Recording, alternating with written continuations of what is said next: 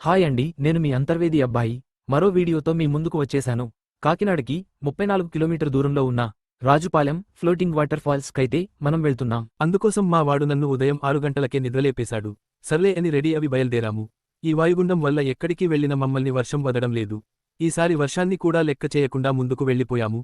మధ్యలో బాగా ఆకలిగా ఉందని ఒక హోటల్ దగ్గర ఆగి టిఫిన్ తినేసి ఆ ప్లేస్ కైతే బయల్దేరాము. మేము ఆ వాటర్ఫాల్ కి బయలుదేరే ముందు మా ఫ్రెండ్ ఒకడు ఆ ప్లేస్ దగ్గరికి వెళ్లనివ్వడం లేదు అని చెప్పాడు.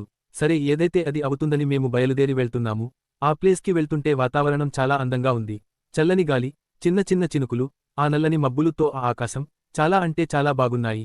అలా వాతావరణాన్ని చూసుకుంటూ నేను మా ఫ్రెండ్ అక్కడికి వెళ్లిపోయాము. మా ఫ్రెండ్ గాడి మాటలు విని మేము గనక ఇక్కడికి రాకపోయి ఉంటే చాలా మంచి ప్లేస్ మిస్ అయ్యేవాళ్లం.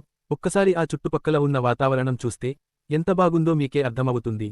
ఆ వ్యూ అయితే నాకు మా వాడికి పిచ్చ పిచ్చగా నచ్చేసింది. ఆ వాటర్ఫాల్స్ వెనకాల ఇసుక బస్తాలతో గండిపడకుండా అడ్డుగా కట్టారు.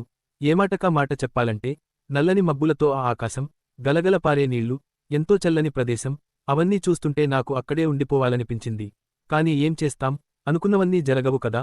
కాసేపు అక్కడే ఉండి ఫొటోస్ తీసుకుని తిరిగి రూమ్ కైతే బయలుదేరిపోయాము. ఇదండి ఇవాల్టి వీడియో. నచ్చితే లైక్ చేయండి. మీరు ఎప్పుడైనా ఈ వాటర్ ఫాల్స్ కి వచ్చి ఉంటే కామెంట్ చేయండి. అలాగే ఈ వీడియోని షేర్ చేయండి.